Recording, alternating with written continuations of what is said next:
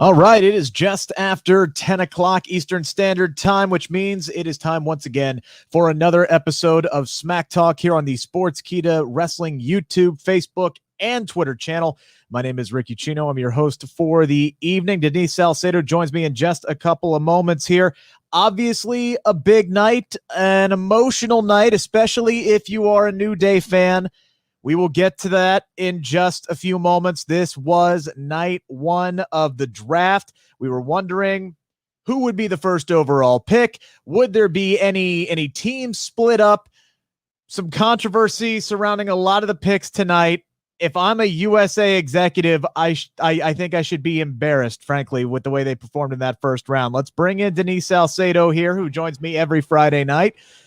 Denise, I got a lot of feelings about that opening round. I got a lot of feelings about the New Day being split up. I got a lot of feelings about that Sasha Banks, Bayley, air quotes around this match that we saw tonight. Kind of an up and down episode for SmackDown for me, really. I know there was a lot of hype surrounding the draft, and they really build it well. Some things to like, some things I didn't like. What did you think overall? I agree with you. I thought there were some good moments throughout the show, but unfortunately, I think there was a lot of things that maybe if you're going to choose to complain about certain things, you have more to complain about for tonight's SmackDown than maybe you do to celebrate. I was very much looking forward to tonight's SmackDown. Like we said last week, they really hyped it up. They put a lot of, really good stuff planned out for tonight's show. But I do think that a lot of the decisions that were made for the draft weren't necessarily very exciting. And other than the opening match, I thought the rest of the show was just kind of there. And I was very much disappointed, especially when it came to the Raw draft picks, because to be honest, and I know we're going to go over this in detail, nothing really changed from Monday Night Raw. And that is very unfortunate because, as a person who watches Raw every single week, I definitely wanted to see some new faces. Yeah, they got a couple of steals, I think. AJ Styles makes a lot of sense, and we'll get to the second round there. And by the way, we appreciate the 114 people who are tuned in right now. Make sure to get your comments in. What did you think of the draft? We'll try to get to as many of them as possible. Kevin, Jennifer, Ryan, and Philip, everybody who said hello so far, hello as well. We appreciate you guys joining us as always. Make sure to also give us a little bit of love. Click the like button there. Click the love button, whatever. If we make you laugh, do it. The more engagement we get, the more audience gets drawn to the show, and it definitely helps us out. So yeah, I got to start round one. We usually bounce around, but I want to make sure we get everything in tonight because there was a lot that happened. So let's start with Stephanie opening up the draft. Not a lot of changes as far as presentation from the draft last year to this year, which was kind of disappointing. We went over, last week some changes that we thought we would like to see, but it was just boom, boom, boom. Here's our top 5 draft picks, and we're off. It was the exact same format. Raw getting the first pick, and they choose Drew McIntyre. This is no knock against Drew McIntyre, but if I'm the USA executives who are making this pick, I just screwed up massively because the number 1 overall pick, hands down, should have been Roman Reigns. That is not a knock against Drew McIntyre at all. Drew McIntyre has been a great champion, but the guy who has been the talk of professional wrestling since his return is Roman Reigns. You are Monday Night Raw. You are struggling in the ratings. Drew McIntyre has been your champion, and you're still pulling 1.5 million. You need a ratings draw. You need the top star in the company. You have the number 1 overall pick, and you take Drew McIntyre over Roman Reigns. Again, nothing wrong with Drew McIntyre, but this is like taking, Joe Burrow over Pat Mahomes. Like you have the clear-cut number 1 pick, and you're just going, no, we're good with what we got. What you got's not working, and you did all of that in the first round. You took Drew McIntyre, you took Asuka, you took the Hurt Business, all members that were already on your show, and in the process, you don't get Roman Reigns, and you lose out on Seth Rollins. That is an organizational failure as far as the draft is concerned for Monday Night Raw in the first round. Well, I think given the fact that I wasn't expecting Roman Reigns to go to SmackDown, it didn't really, bother me. Yeah, I get what you mean in terms of, he's the first pick. But in terms of Yeah, Roman Reigns is the most talked about person, but Drew McIntyre is still WWE champion. And it's not like he's not necessarily doing anything. He's been having this hot feud with Randy Orton. You know, he just beat him in the ambulance match and everything else that they've been doing with him. So I don't necessarily think that it was like a big, flop or a missed opportunity for Monday Night Raw. And I get it. If you're looking at this in different perspectives, I just think that there was bigger things that went down for tonight that ended up hurting Raw more than them not picking Roman Reigns as their first draft pick. Yeah, look, and I think the WWE Championship does have a lot to do with it. I don't care how they book it. That is still the top title in the company. And so there's a lot to be said for that. And again, I love everything that Drew McIntyre has done. I think from a WWE standpoint, it would have made a little bit more sense to move him over to a new show. He's going to finish out his thing with Randy at Hell in a Cell. That could still have gone forward. Who knows? Maybe Randy Orton still ends up as a member of Raw, or he could end up as a member of SmackDown, and they continue that, that way. But, again, I think it would have made a lot more sense to move Drew McIntyre over to SmackDown to kind of give him some fresh programs. No, I don't think so. Especially since they have kept Raw pretty much together with this draft. And then, you want to improve your ratings on Raw, you're going to move Roman Reigns over. I think it would have made a lot more sense from a WWE standpoint. If Drew McIntyre, if you wanted to keep Drew on Raw, that's fine. Then SmackDown should have had the first pick, and they should have taken Roman Reigns then. Yeah, I get what you mean in having the first pick instead of Raw, but I honestly just think that with the champion staying put, that was definitely the best decision. And moving over AJ Styles on over to Raw is definitely a step forward to Drew McIntyre getting more opponents and keeping that fresh. So instead of having to move Drew McIntyre over to SmackDown, which really wouldn't make sense. And it also doesn't make sense. I get what you mean. And Roman Reigns is like the number one pick and Raw needs the ratings, but unfortunately, or not unfortunately, but the landscape of all of this has changed. SmackDown is now the A show. Ever since they moved to Fox, they became the A show. So it makes more sense to keep Roman Reigns on that show and keep doing what they're doing, because I know we're trained to see Monday Night Raw as the A show because that's how it's been like for years and years and years. But the truth is that now SmackDown is that A show. So I do think that having Drew McIntyre stay on Raw was the right call. But I get what you mean in terms of like, if you're, saying that the executives are trying to get the very best people, then Roman Reigns would definitely have been that person. But I don't necessarily think we should totally disregard Drew McIntyre and everything that he's done and everything that he means to the company. Right, and I'm not trying to do that either. I'm really not. But I mean, if I'm just looking at everything, and because look, the number one job of professional wrestling is to make it believable, to make it real, and that should go the same for the executives. And I think, like I said, it's like if you had Pat Mahomes and Lamar Jackson. I'll go back to football here. I'm a football guy, so I'm sorry if anybody. It's like, they're both really, really good. They're both fantastic. They're the top two guys right now. But for me, I still think I'm taking Pat Mahomes. I'm taking Roman Reigns. That's the guy I'm taking at number one. But then in that sense, though, I do have another one to sort of, throw you around the loop here, Rick. I'm giving you a hard time with this one. Yeah, but okay, if you're going to see it like that, okay, so Roman Reigns, you're saying, is the number one pick, right? He's the number one guy. But his feud has been with Jey Uso.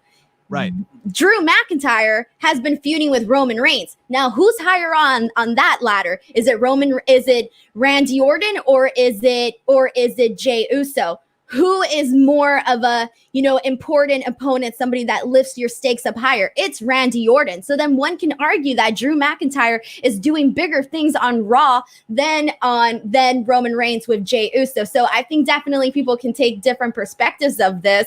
Yeah, I get it. We're all feeling hotter for the Roman Reigns Jey Uso thing because we all like the storyline. But Randy Orton is still the bigger important. I understand. Randy Orton, hierarchy career, yes. And early on in this Drew McIntyre, Randy Orton stuff, it was hot. It was great. Now we're into our third match between these guys, and it's kind of old. It's kind of a bit stale. While I'm still heavily invested in the Roman Reigns and Jey Uso thing. So, again, it's an apples and oranges comparison. Me personally, like I said, if I had the number one pick, I'm looking for something different, too. I'm looking for change. You want to bring some excitement to your brand if you are the USA Network. So you're going to bring in Roman Reigns. You're going to bring in somebody that's new, that's exciting, because your numbers have been down on Raw and it's been the same. Instead, you take 3 people that you already have, and in the process now lose Seth Rollins, which that's a big loss for Monday Night Raw. That is a huge gain for SmackDown. And I think it should be noted how big of a loss that is for Monday Night Raw, because yes, you're losing Seth Rollins. You're losing a former Universal, NXT, and WWE champion, Royal Rumble winner. The resume is Seth Rollins by himself. Yeah, that's a big loss. But the added potential bonus of also Becky Lynch coming over to SmackDown, because you know they like to keep the couples together. When she returns, she's probably coming to SmackDown. So that is a major loss for Monday Night Raw. And I am absolutely giddy. So when I look at this as a whole, Raw kept 3 of their own. And I have no problem with the Hurt Business being in there, by the way. That's fine. You want to keep all 5 of those guys, 4 or 5 of those guys. How many are there? You want to keep the United States Championship. That makes a lot of sense. Keeping Asuka, yes, makes a lot of sense. But now, first round by itself, your show basically stays the same, except you lose Seth Rollins and potentially Becky Lynch. I'm sorry, that's a win for SmackDown as far as round 1 is concerned. Oh man, this whole night was a win for SmackDown. If you're going to compare it against Raw, for sure. Losing Seth Rollins for Raw is a big loss, like you said. But at the same time, I think it was one of the things where I could have seen this one happening, because I was like, okay, if there's going to be some big surprises for SmackDown and some big, up and coming people on their roster, who is it going to be? Who has those stakes? And I was thinking, all right, it would be somebody like Seth Rollins. So I kind of saw Raw losing Seth Rollins, but overall, this first round gave us a nice preview of what we would see to follow for the rest of the evening. Yeah, so you move into round 2 then, which this was the big home run hit for Raw, was immediately taking AJ Styles and bringing him back over to Monday Night Raw. That's I say this loosely because he was just traded over to SmackDown a few months ago, but that's your fresh face. That's your, if I'm having my way, that's your next opponent for Drew McIntyre after Randy Orton is done. Because if there's one person on the planet who is the happiest person in the world right now, it is Drew McIntyre. He has been wanting to fight AJ Styles. He has wanted to be on the same show. AJ is a heel. Drew McIntyre is a babyface. The stars are finally aligned for this matchup. And I think if the WWE is smart, we're finally going to get it sooner rather than later. So that's a big pick right there for Monday Night Raw in getting AJ Styles back over there. And I think it's going to work out well for AJ as well. Oh, yeah, I 100% agree with all of that. I think this was the one of the moves that I really saw happening. Like, I was 100% sure that we were going to be seeing AJ Styles to Monday Night Raw. And that's literally the one big person that Monday Night Raw got. Yeah, and somebody's bringing up a good point here. Sorry, I lost it. Yes, correct me if I'm wrong, but David saying, isn't Rollins going to be taking some time off at some point? Yes, he is. Becky Lynch, I believe, is due in December. And so, yeah, Seth Rollins is going to be taking some time off at some point. He will be back. He will be on SmackDown. Everything will be fine. The problem is, as everybody seems to be pointing out with Seth coming over to SmackDown, everybody was happy because that meant the Seth Rollins, Rey Mysterio, Dominic Mysterio storyline was over, right? It was not over. It wasn't over. It's not over because Dominic and Rey got taken on later on in the draft. Not in round 2, but in round 3. So we will get to that. Before we break down everything that's going on in round 2, there was a match in between rounds 1 and 2. So let's get into that. Big E, Sheamus beat the holy you-know-what out of each other in this street fight. It was fun. It was innovative. It was bloody. A lot of broken windows. I loved every second of this. This is what a street fight should be. It was violent. It was fun. Everything rolled into one. Those two working together, that was a great match tonight. This could have easily been on a pay-per-view because it was really good. I got more out of this match than I honestly expected. I was like, okay, cool, Falls Count Anywhere match. Big E Sheamus, great. It's going to be okay. But I think they went above and beyond, and they definitely exceeded my expectations for this match. I mean, I loved everything. The kendo stick shots. At first, I thought, okay, we've been seeing the kendo stick play into too many storylines. Yeah, and unless it's laid into him with that. Oh, yeah. Stick, though. Yeah. My man took a beating tonight. He really did. And you saw the whole mark across his back throughout the night. And it wasn't even just that. Like there was the spot where Big E duct tapes, Sheamus's legs together. That one was a little bit, it didn't land the way I wanted it to, although I did appreciate it. But once they went backstage, they got the flour on him. Then they went to the parking lot. That's when things started getting a whole other aggressive. Real quick, why were there just random raw eggs just laying in the back? That's what I said. That's what I said. Yeah, that's exactly what I was thinking. The catering, was it omelet night, or was somebody just not late on making the pancakes? Like, what's going on? I get, they wanted to have some fun with it, which was fine. Yeah, that was great, but still, yeah, it was just kind of weird just having a bunch of raw eggs sitting in the back somewhere. Exactly. And then I love the bro kick to the trunk where the trunk actually, the hood falls off. That was pretty insane. And then when Biggie slammed Sheamus onto the car and he was supposed to go through the windshield, but instead he slid off. And he falls to the ground. Yeah. Yes, that was kind of like, because he knew what was supposed to happen, and it didn't work out that way. Right, but what was funny is like you knew the glass had been tempered to shatter because Sheamus just barely went through it on like the next move, and it completely just like crushed it apart. Like kind of later on in the night, you knew the tape, the announce table had been set up to break because they missed the pop-up powerbomb at first, and then they did a second one, and the impact wasn't as great, but the table still broke. That's what kind of sucks, when those kind of mistakes happen, because then you kind of get taken out of the believability of it all. But still that was a really, really fun matchup. A great way to kind of close out that feud, or so we thought. Sheamus and Big E will be in the ring again next week. Again, we'll get to that. But the treat we were given after that matchup, or at least so we thought, was the return of Kofi Kingston and Xavier Woods. And boy, was WWE just setting us up all night for the major disappointment. And it's heartbreak. Heartbreak is the right word, Rick. Heartbreak. Yeah, it was, God, Big E sold it so well. He just sold it so dang well. But it was like, all right, here we go. Big E had his nice little solo run. Kofi's back. More importantly, Xavier Woods is back. Welcome back, Xavier Woods. Dude looks in tremendous shape. Absolutely rocked it in that tag team title match that happened later on. Dude looks fantastic. Really, really excited for the new day. Taking out what happened, I mean, you're really looking forward to the rest of the night. All of a sudden, Stephanie comes out and says, hey, look, they're going to be getting a tag team championship match. And here's the thing, like, I almost thought there was a brief moment of foreshadowing there, and I didn't quite connect the dots as for the New Day being split up via the draft, because there was just a slight look on Big E's face when both Kofi and Xavier showed up, where he almost looked disappointed. And I don't know if it's because at the time I kind of thought he was like thinking internally that, oh, okay, cool, the guys are back, but I was just really getting into my solo push. But now I'm starting to think he kind of looked disappointed because he knew what was going to be coming up later on in the night, breaking kayfabe and the fact that they were going to be split up, which makes that moment even more sad. But it is what it is. We move on after that. Stephanie comes out and does round 2. AJ Styles goes over. And then you have more of the women's division basically getting broken up. Sasha Banks goes over to SmackDown. Naomi gets drafted over to Raw. And then in the process, Bianca Belair ends up going over to SmackDown, which is a huge get for SmackDown, and hopefully will mean big things for Bianca Belair moving forward, because we really haven't seen a whole lot of her on Raw since she got brought up at WrestleMania.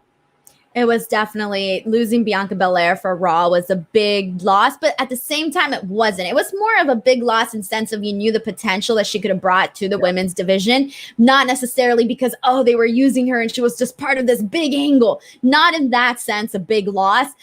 With this, I do hope that she gets a bigger spotlight on SmackDown. And if anything, this might just be a better fit for her. Like I said, SmackDown is the A show. And if you're going to have, the bestest, you're going to put Bianca Belair on the best show. So there you go. Yeah. And in terms of Sasha staying on SmackDown, I honestly thought that she should have gone to Raw. And like I tweeted this out, but they should have done something totally different with the fact that I wasn't crazy about having Sasha and Bayley wrestle on tonight's SmackDown. I thought it would have made more sense to have Sasha go on over to Monday Night Raw and essentially never get her revenge on Bayley. Bayley could have been on SmackDown mocking the fact that, Sasha Banks never got her revenge. And then from there, they could have, got onto the Royal Rumble, have Sasha Banks win the Royal Rumble. And that's how she would end up getting her main event WrestleMania match with Bayley. And I honestly think that should have been the way that they went about this whole Sasha Bayley situation, because after how this match went, and I know we'll get into it more later on, but I just think that it was a big miss in terms of all the hype that these two had going into it. See, the way I honestly thought they were setting this up was this matchup tonight. I had Sasha pegged to win the championship tonight. I did. And that's why I was even more disappointed with the 3-minute match that we got, is because I really thought Sasha was going to be the one that was going to win the championship. And I still think Bayley's going over to Raw. I think they have to make some kind of a move. Raw really needs another big star splash in its women's division. Asuka could use another big marquee opponent. Charlotte Flair is still out there as well. She might show up on Raw and stay there as well. We'll see how things shake out. But ultimately, I think Bayley's going to end up on Raw, which may or may not telegraph the match that we're going to get at Hell in a Cell. I don't see it happening because Asuka was already announced that she's staying on Raw. She's the champion. So what, you're going to have two women's champions on the same roster? Right, and that's where I'm saying it's going to telegraph it, because if Bayley is the SmackDown Women's Champion, but she's a Raw superstar, we know she's going to drop the belt to Sasha Banks at Hell in a Cell.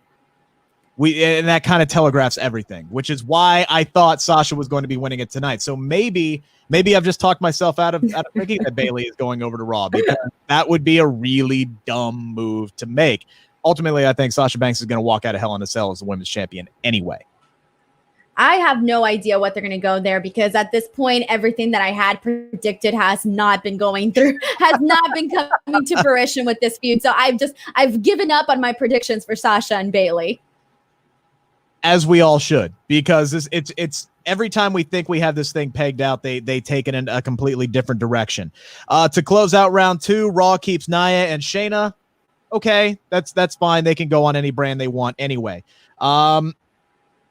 If I had to pick a winner in this round, I guess I would go with Raw. Getting AJ Styles is a big get for them, but I still think in the long run, for sure, Bianca Belair is going to be a big loss for them. SmackDown, by the way, really kind of messed up this trade now, because at least for the time being, Dolph Ziggler, Robert Roode, and AJ Styles are now all on Raw. So that was a trade that you made to get AJ Styles, and now AJ Styles is yeah. So there it is.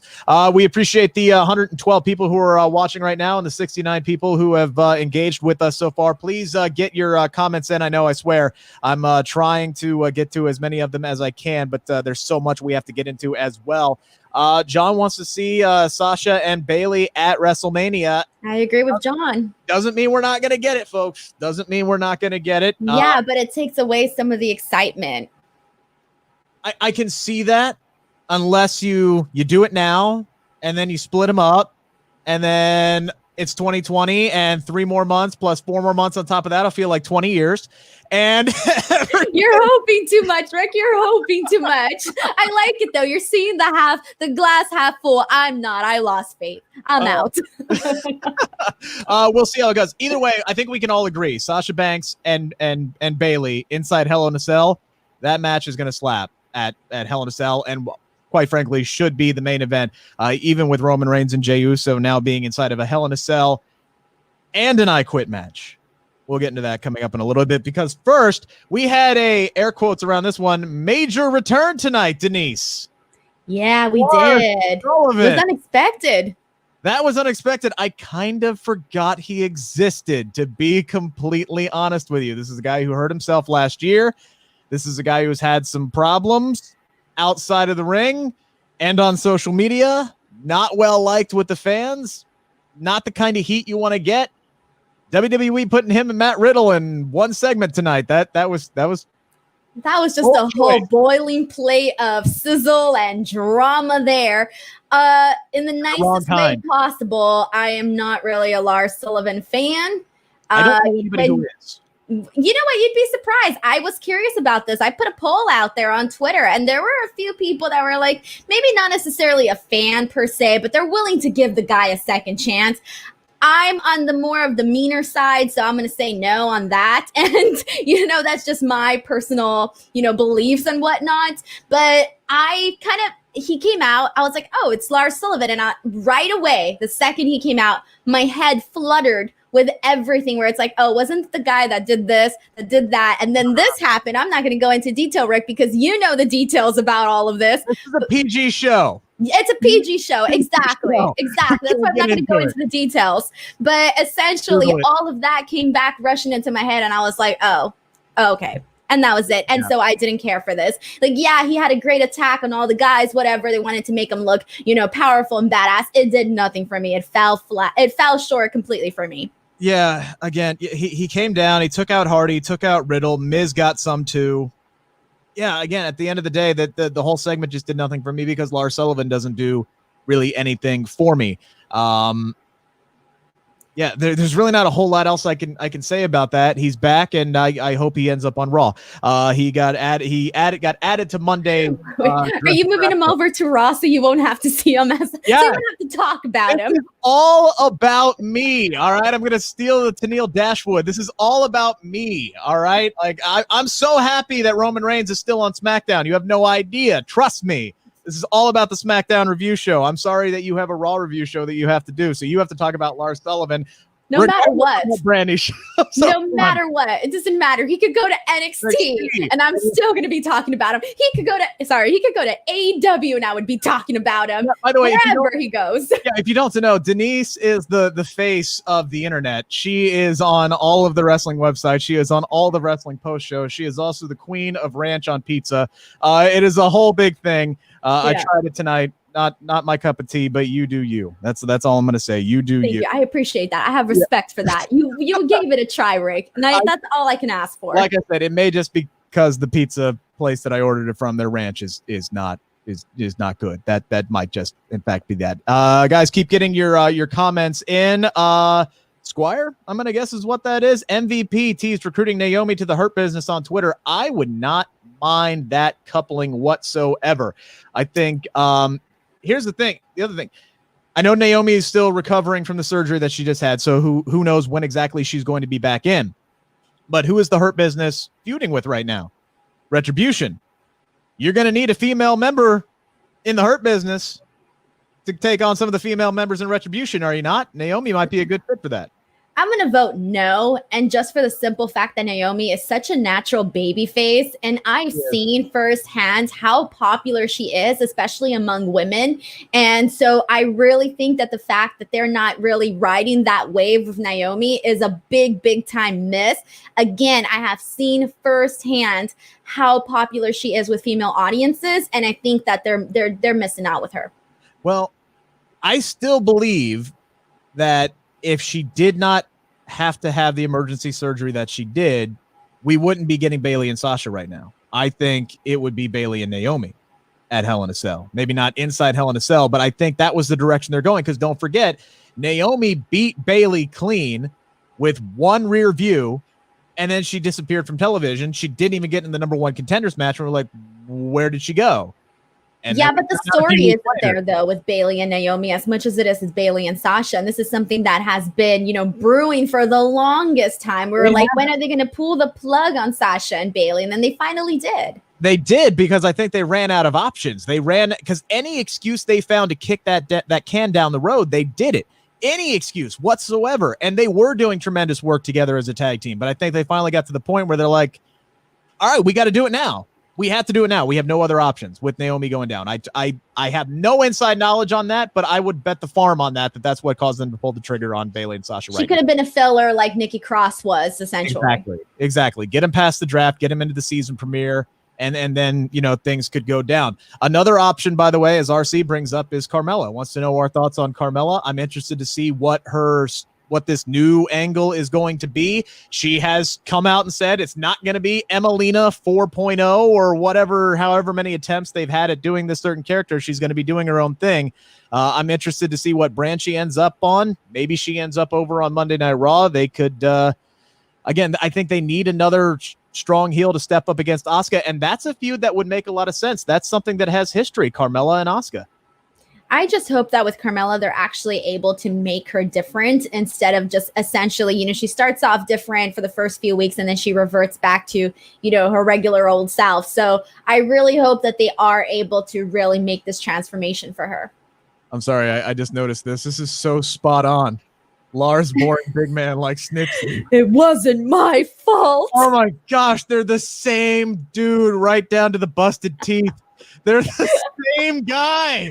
Oh man, I remember as a kid, I used to hate Snitsky. I remember I used to just be so mad every time he would come out because I was such a big Lita fan. And like everything that went down with Lita, I was like, I hate Gene Snitsky. Oh, that is so well done. Good job on you, David. That was very, very good. Ryan says he hopes Lars comes to SmackDown. God, I hope. I hope so too. For your sake, Rick, I am rooting. You know what? I'm rooting for Lars Sullivan now to take over your TV screen. That would be my luck in life. We'll get Lars Sullivan and lose the Fiend on Monday Night Raw. That's going to be the next interview you get. That's going to be the T-shirt you get. I don't know. I'm shipping it for you. You brought it up, so I'll go ahead and tease it now, by the way, for the 90 people who are still watching and hopefully the thousands more that are going to be watching. By the way, we got over 40,000 views last week between YouTube and Facebook. That is incredible. Awesome. Thank you so much for watching and making us part of your Friday night or Saturday morning or whatever time it is where you're watching right now. Tomorrow on the Sportskeeda YouTube channel, I will be having an interview that is dropping with Aleister Black ahead of the Monday night round 2 draft. Talked a lot of interesting things with him. Very open, very honest, candid interview with Aleister Black today. Looking forward to that dropping tomorrow. And just to pimp Denise's stuff as well, you talked to Miro this week and even got him to sing some T Swift. I did. Me and Miro are BFFs now. We are Swifty BFFs. If you're a Swifty on here, check out that interview because it was awesome. Yes, you can go to Denise's Twitter page, which is _ Denise Salcedo, spelled out like you see right on the screen right there, and you can find the link to that there. Follow me on Twitter as well, at Rick Ucchino, spelled just like you see there. So again, Denise has Miro, a.k.a. Rusev, or formerly known as Rusev, and again, I got Aleister Black dropping tomorrow. So big things happening from the Smack Talk crew here. Over here, we got it covered for you, WWE and AEW. So, Denise, let's move on to round 3 of the draft. This one was kind of a head-scratching round. I'm sorry? I was going to say stale. Yeah. That's what I thought. I'm looking at the round 3, and I'm thinking, okay, well, nothing's really shocking to me. Maybe just one, which was the SmackDown get. Yeah, so Ricochet at pick number 11. This is not a knock on Ricochet because I think he's incredibly underutilized. He's incredibly talented. Mic work still needs a bit of work, but you're only going to get better with practice, and they don't give him a whole lot of opportunities to talk. And he has basically been backup to Apollo Crews for months now. That merits the 11th overall pick out of this draft pool. I wouldn't even say that's my biggest concern, to be honest. Why would Raw even reach out to get him? And then Jey Uso, Jimmy not even in the draft pool, which doesn't make a whole lot of sense. I know he's injured, but you had a few other people who were injured who were in the draft pool. Jimmy goes to SmackDown, fine. Mandy goes over to Raw, cool. She was just traded there. Probably shouldn't even have been in the draft pool in the first place since she just got traded there. And then the pick that made everybody just scream obscenities into the night, Dominic and Rey Mysterio heading over to SmackDown to be with the Monday Night Messiah. Will it ever end? This is going to go all the way until Seth Rollins takes time off, isn't it? Yes, it is. Going. It's been going for months now. Can it please stop? They have had several definitive stopping points. I wasn't expecting this to end anytime soon. So I don't know if, I'm sure there's people out there that was shocked to see Rey Mysterio and Dominic go over to SmackDown, but I wasn't one of those people. The second I saw Seth Rollins go over there, I was like, all right, we're going to see Rey and Dom go over there too. So I wasn't completely surprised whatsoever. I probably should have seen this coming because Seth Rollins in his promo even went out of his way to say that he never has to see the Mysterio family again, which means less than an hour later, he was going to have to see the Mysterio family again. Yes, exactly. Like, I can't even be excited about the Seth Rollins pick right now. And it's like, it sucks because I want to be excited about Dominic. I want to be excited about Rey Mysterio. And I want to be excited about Seth Rollins. But I don't need to see all three of them on my screen together conversing anymore. And I'm pretty sure we're going to end up seeing Murphy probably over on SmackDown as well. So they've just decided to carry this entire storyline and just put it over on Fridays and think, oh, well, maybe this will look new because it's on a different. No, guys, it's the same stuff. Stop doing it. Just stop doing it. Yeah, I agree. All right. And then Miz and Morrison end up going over to Raw. Like I said, stale. Just kind of a stale round 3. Didn't make a whole lot of sense to me, especially because you had some of these guys going, and I'm looking at the draft pool that's available, and I'm sitting there going, New Day still sitting there, huh? Nobody decided to take the New Day in round 2, round 3. 8-time, possibly 9-time tag team champions. Former WWE champion, former Intercontinental champion. You got 3 of the most talented guys, a Hall of Fame group, sitting there at round 4. I should have known something was up. I knew the second the New Day became champions that this was it. But I had a feeling though that Big E was going to be the one to be traded on over to Raw. That was my assumption. Yeah. There's a whole lot of this that just doesn't make sense. And we'll skip over Sasha Banks and Bayley for right now and just get right into that. So you had the SmackDown tag team title match, which the second that it was made, I knew New Day was winning the tag titles. Like that, Shinsuke and Cesaro just seemed like they were, I hate to say it, placeholder champions until either the New Day or the Usos came back. Whichever one was ready to come back, it was New Day first. It was Xavier Woods' first match in a year. You knew they were going to let him show out, and good on him. He absolutely did. That was the best I think Xavier Woods has ever looked in the ring, and he put any and all doubt. It's almost like he was wrestling that match strictly to throw it in Booker T's face for the comments of, oh, he's done after the Achilles injury. And it looked like Xavier Woods was like, done my butt. That dude is jumping all over the place. He's hopping on one foot. He's throwing himself off ropes and doing twist DDTs, and he does the cross ring elbow drop to win the tag team titles. It was so good seeing Xavier Woods back, and he looks better than ever. And he came in with some very hot momentum. So I think overall, like, this was a success. I loved everything that they did here. I mean, up until the actual, draft decision that was a little, convoluted and whatnot. But overall, and you know what, though? I did like Shinsuke and Cesaro as an actual team. They did work out pretty well, in my opinion. Like, even though, like you said, they were just sort of, placeholders, I guess you can say. But I did enjoy some of their matches and some of the work that they did together. Cesaro is the ultimate makeshift tag team partner. Yeah. He just works well, honestly, with everybody. And I hope, we'll see how things shake out in the draft, whether they get split up or whether they decide to keep them together as a team. We'll see. But my hope is now that they're not tied to each other, we might see Shinsuke and Cesaro go off and be successful single stars that they could be. Maybe a revamp for Shinsuke Nakamura. Maybe I can't see it happening. He's already been slotted on that roster. Both of them feel like they have, really. Yeah. Here's the thing. Maybe each one of them doesn't end up getting drafted. That could definitely happen. They could slide off the board, and then you know what? They're free to sign wherever they want, which means we could possibly see Shinsuke Nakamura going back down to NXT. I think that could be. I would like that. I don't know about Shinsuke. I don't know if he can. To be honest, I don't know if he can keep up. But with Cesaro, I would say, yeah, that would be pretty cool. Cesaro can wrestle with anybody. Cesaro can wrestle with a broom. He can wrestle with a trash bag. It does not matter. He will put on a great match with literally anything they have inside the Thunderdome. So yeah, I think he could go down to NXT and wrestle with anybody, and it would be fantastic. Heck, just look at the Saudi Arabia match he had with Mansoor. That was a great match. Cesaro can wrestle anybody. So, God, he's one of these guys again that's just long overdue for a major singles push. Unfortunately for him, I just don't know if it's ever going to come. So Kofi and Woods, they win the tag team championships. Big E comes down to the ring. He's all bandaged up from that match. Everybody's happy. Everybody's excited. And then Stephanie walks up to the podium to start round 4 and announces that the New Day, the 9-time now SmackDown tag team champions, have been drafted over to Monday Night Raw, but it's only Kofi and Xavier, and then every wrestling fan in America and around the world got this lump in their throats because we all knew what was coming. And when Xavier Woods just came out and said, "You didn't say E's name," just crushed Everybody knew what was happening there. It crushed me.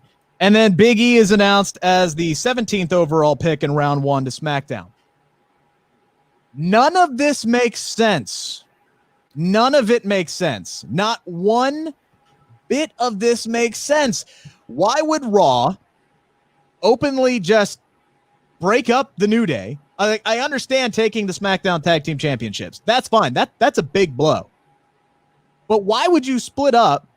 Why wouldn't you just take E? What is it about E that you don't like? This is a guy that has been one of the most heavily talked about guys amongst the WWE universe since he got his singles push, since he got on this singles push. And I understand from a standpoint of, they want to keep E, they want to keep E solo so he can continue on that solo push. You don't need to break up the New Day to do that. You want to know how I know that? You literally did this last year with Kofi Kingston. You literally gave him a solo push and kept the New Day together. There wasn't a breakup or anything. There wasn't anybody turning on each other, so at least they didn't do that, and hopefully they don't do that next week when they have their farewell match or whatever they're calling it. But this made absolutely no sense. If you were going to split them up, Big E's the hot commodity right now. Why wouldn't you have him drafted to Raw early on in the night? And I think I saw somebody else say the same thing on Twitter. Maybe it was Sean Rossap. Why wouldn't you have him get drafted in like the second round early on, and then later, after they win the tag team championships, have Kofi and Xavier get drafted over, or make a trade, a mid-round trade? The fact that Raw just openly split up the New Day makes absolutely no sense, and I don't like it. I hate it. It feels no. Well, you literally said everything that I was just thinking in terms of they really should have. Don't worry, they really should have.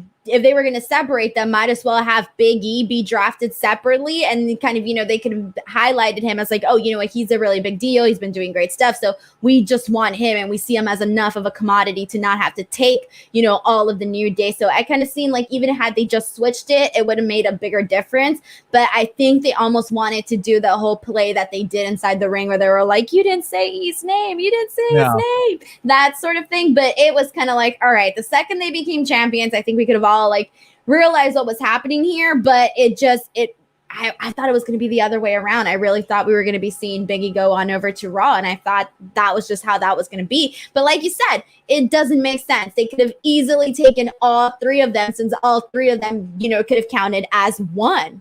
Right.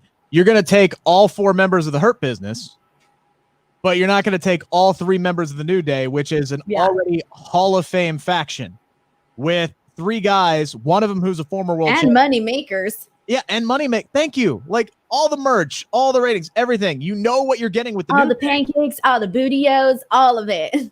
So first of all, the New Day going in the fourth round, in the final round, and again, I'm not trying to act negatively to some of these other superstars, but like the New Day going after Ricochet and Jey Uso and Mandy Rose and Miz and Morrison, like that, none of that makes any sense. Heck, even going after Naomi, Bianca, Nia, and Shayna, like that's not a knock on any of them. Right. Newton should have probably been the eighth pick.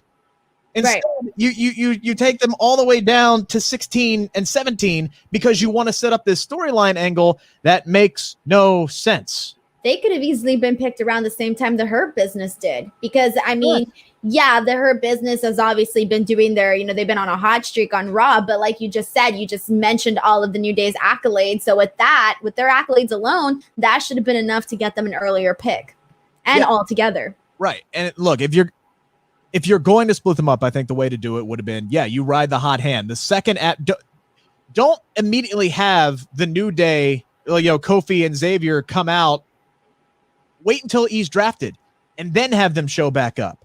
You draft E because you didn't know the rest of the New Day was available.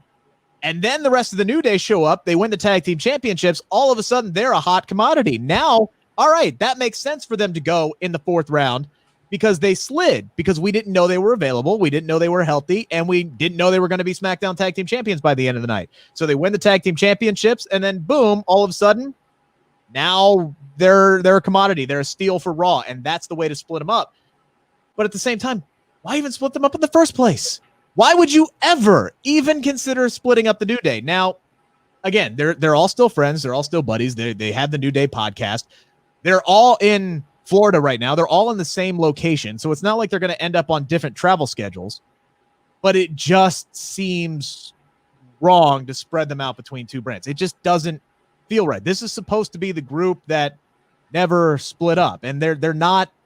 They don't hate each other. They're still gonna support each other. So to that end, yeah, they haven't split up, but just having them on different brands, it just doesn't feel right. Yeah, I mean, they could have easily all gone over there. And not only that, just keep shaping up. You know, the tag team division is definitely looking better right now in Raw. And now that they're going over there, this is definitely a cause for them finally unifying those tag team titles. There should be no reason why we have to have two separate ones. And now the fact that they actually moved them over there, I think that's the direction that they're going to go in, because it makes the most sense to just unify them once now that they're on Raw as well. I would agree with you. But I think the Bianca Belair pick kind of signifies that the Street Profits are coming over to SmackDown. Do you think so? I don't know. But if they... I don't know. Again, they split up the New Day, so who knows? Nothing makes sense. And yeah. Again, they're all in the same location, because WWE, they try to keep all the couples together, right? And for those of you who don't know, Bianca and Montez Ford are married. So they're not going to split them up when they're on a travel schedule. So they still have presumably several months until they're going to be out on the road and splitting up and having two different travel schedules with Raw and SmackDown. So conceivably for the next few months, they could be on separate brands. They pretty much have been on separate brands because Bianca Belair hasn't been on television in several months. So you wouldn't even know they're on the same brand anyway. But to me, you look at the SmackDown Tag Team division. What's the SmackDown Tag Team division, Denise? There's really nothing. I can't even tell you. Yeah, we don't even know if Tucker's on SmackDown because he didn't get drafted. He didn't get drafted. There you go. Otis got drafted to SmackDown. So yeah, there's the rest of the Dana Brooke gets drafted at 18. Otis gets drafted at 19. Dana Brooke gets taken ahead of your Money in the Bank winner. Dana Brooke was taken ahead of Angel Garza too. But yeah. Dana Brooke didn't really count because she was already on Raw, though. They didn't need to be in the draft pool. Exactly. She didn't need to be there. To be in the draft pool. It made absolutely no sense. But Dana Brooke, great talent. I'm sure she's a great lady. I've never spoken to her. Hasn't done much on the main roster. Goes over your Money in the Bank winner. That is not a good look for your Money in the Bank winner. Well, I mean, look at who, like, not to be rude or anything or stanky, but I mean, I don't think we were all taking seriously Otis as a serious Money in the Bank contender. So I think that argument sort of goes out the window. Yeah, we'll see. Again, guys, keep getting your comments in. What is going to happen to the tag team titles since they move over to Raw? That's a good question, and that's kind of what we're talking about here. I think it would be hilarious, by the way, to have just a... Yes, I've been calling, by the way, for the tag team championships to be unified, which, by the way, would be a great way to keep New Day and Big E together, because if they can travel to whatever show, they can be on both shows, and all of this goes out the window. So that would be a great way. New Day wins all the gold. They can be on SmackDown with Big E, and everything's fine. Everybody's happy again. But I think the Street Profits are going to end up coming over. And I've always wanted this to happen. I've always wanted to see just a quick backstage segment between two babyface champions as they're trading brands. And then they just they do a segment. I think a New Day and Street Profits backstage segment would be extremely entertaining. And then all of a sudden they go to walk away, and then they stop. They turn back at each other. They just trade their championship belts because one of them is on Raw, the other's on SmackDown. And then they just walk away. And that's it. So New Day becomes the Raw Tag Team Champions, and the Street Profits become the SmackDown Tag Team Championships. I think that would just be funny to see. And given their personality traits and the way they all are, I think that would be something that would be like, you can expect that out of their personalities to actually do something like that. So that would be clever. But I don't know why. Something is telling me that we might still see the Street Profits on Raw. I don't know why, but I have a feeling that they're just going to stay put, or we could see something like what you just mentioned right now. Well, and they have done this before where they seemingly overstack the deck, right? And I remember when I think it was Jinder Mahal got drafted over to Raw, where he, like, right after he won the United States Championship. So all of a sudden it looked as though Raw had already locked, sealed, and delivered both the Intercontinental and United States Championships. And then Jeff Hardy returned. Jeff Hardy won the United States Championship that night off of Jinder Mahal. And then immediately he was drafted over to SmackDown, and they still split him up. So maybe the Street Profits get drafted to Raw, and then they drop the tag team championships on Monday to a team that eventually gets drafted over to SmackDown. The problem is I don't know who that team is. The SmackDown. That's what I'm saying. This is so thin right now. This is a really good opportunity for them just to do away with, having the separate tag belts and just unify them once and for all. I don't care how it happens, just do it, because at this point it's pointless. I mean, I don't even know if you can name me like 5 tag teams in one hand right now, and that's very, very bad. That's not a good thing. Hurt Business, New Day. Are we going active? Because I can name Uso. No, active only. Active only. You got 2 so far. Yeah, New Day, Hurt Business. I guess still Shinsuke and Nakamura. Or Shinsuke and Nakamura. Yes, yeah. Oh, are we going to start counting Mysterio and Dom? Because, they're not really a tag team, even though they were counted as a tag team. Ray's not active. I'd say Alberto Carrillo, but he's a free agent because he didn't get drafted tonight. Miz and Morrison. All right, so what? That's 4. And, that's 4. You see what I mean? It should be easier. Machinery. Yes. Wait, who did you add? Heavy Machinery. Oh, man. Technically. That's a technicality because we don't know if there's a free agent. See, that's what I'm telling you. It's not looking too good. It shouldn't have taken this long to name 5. No. And here's the thing. If you go over to the women's tag team division, not counting the NXT team, it's not looking any better either. No, it's not.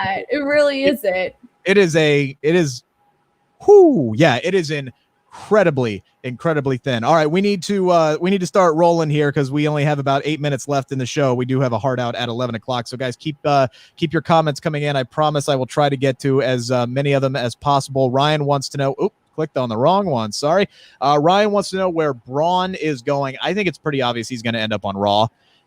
That's going to be a fresh start for him. For some reason, they have him fighting Roman Reigns for the Universal Championship next week. He's going to lose on SmackDown. I think that's him going out on his back so he can go over and have a fresh start on Raw. It definitely seemed like they were teasing that he and Keith Lee were going to get into something, which means probably that Keith Lee is going to stay over on Raw as well. It's going to be really interesting. There's a lot of heavy hitters that are in this second round draft class. KO, The Fiend, Aleister Black, Sami Zayn. I think Sami Zayn's probably going to end up back on SmackDown, thankfully, because SmackDown needs the Intercontinental Championship since the U.S. title is staying on Raw. So I think that one's kind of been telegraphed a little bit. But it's going to be very interesting to see how things shake out with the second night of the draft on Raw this Monday. And also, we're going to get more draft picks tomorrow. Talking Smack, they said the draft's going to continue tomorrow morning on Talking Smack. So if you want to get up early and turn on the WWE Network, we'll get more draft picks, everybody. Yeah, I'm not looking forward to that because that means I got to go on social media. I got to find out who's going where so that I know what to expect. Oh, this type of stuff drives me crazy because then I have to go and look and see what did I miss, who went where, what's going on. Let's all get up early on a Saturday morning and find out where Alberto Carrillo is going. Exactly. Let's find out where Tucker's going. I'm so excited, you guys, to get up at whatever time that show starts. You know what, Rick? I'm gonna put this all on you. That is your duty. That is your homework for the evening. Text me afterwards what changes were made. Oh yeah, I think my daughter's gonna be fussy in the morning, so I don't know if I can do that. All right, so let's quickly talk about. We hit Sasha Banks and Bayley again. I was highly disappointed with the 3-minute match. Yes. I was hoping for a lot more out of that tonight. Obviously, they are saving it for Hell in a Cell, which in and of itself is fine.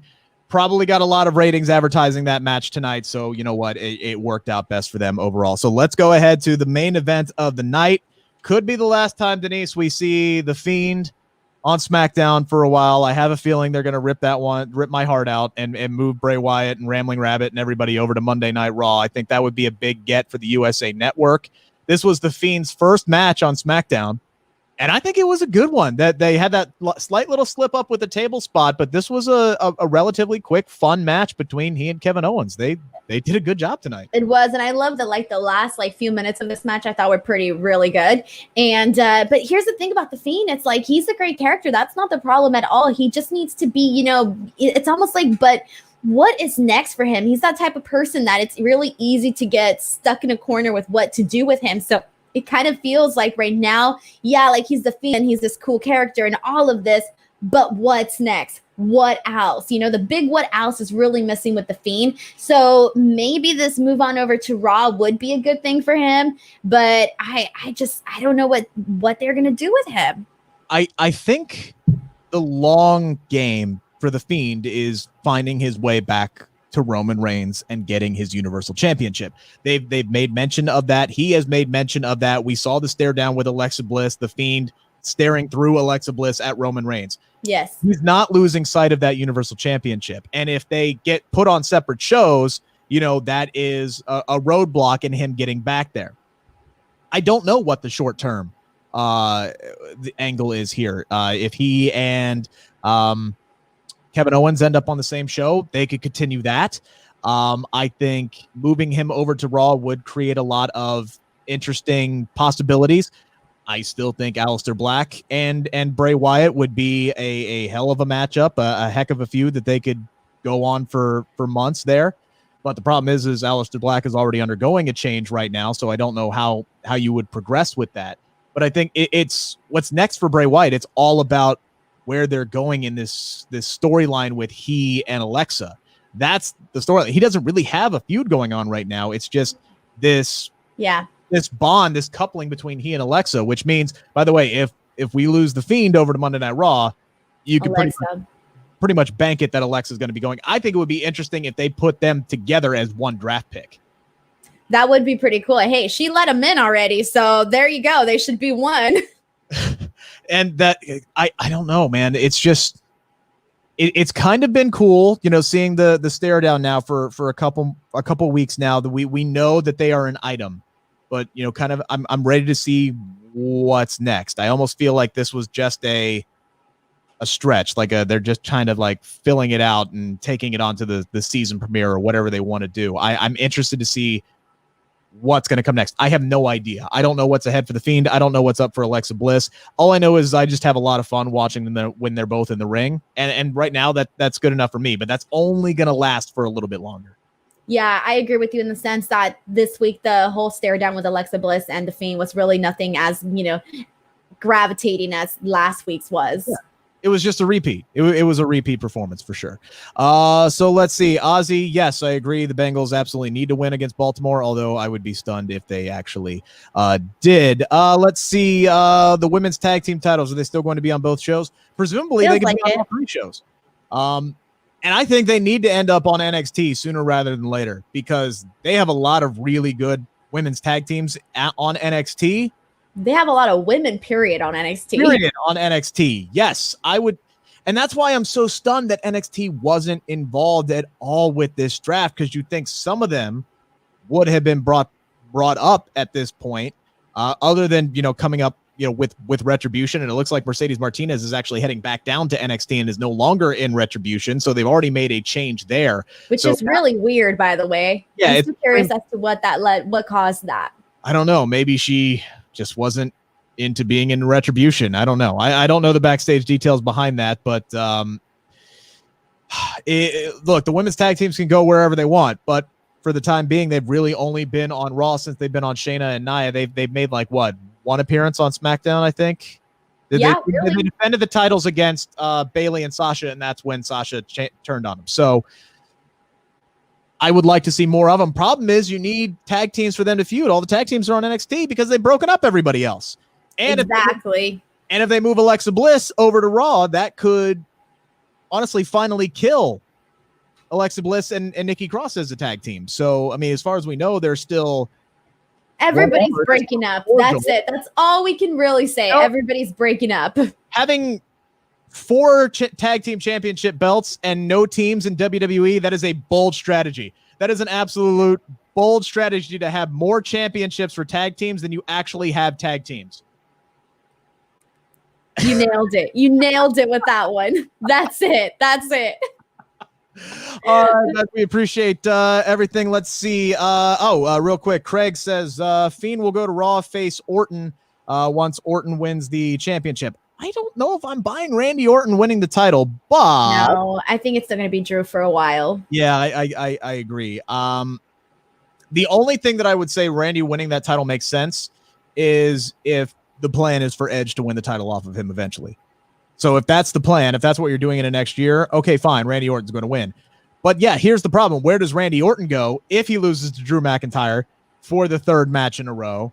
He's going to need something to do. He has history with Bray Wyatt.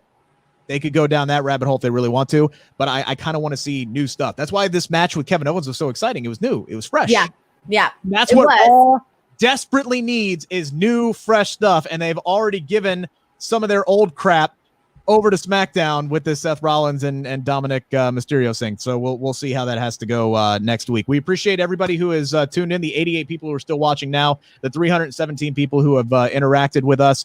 There's a whole lot. We could have spent an hour talking about the New Day alone.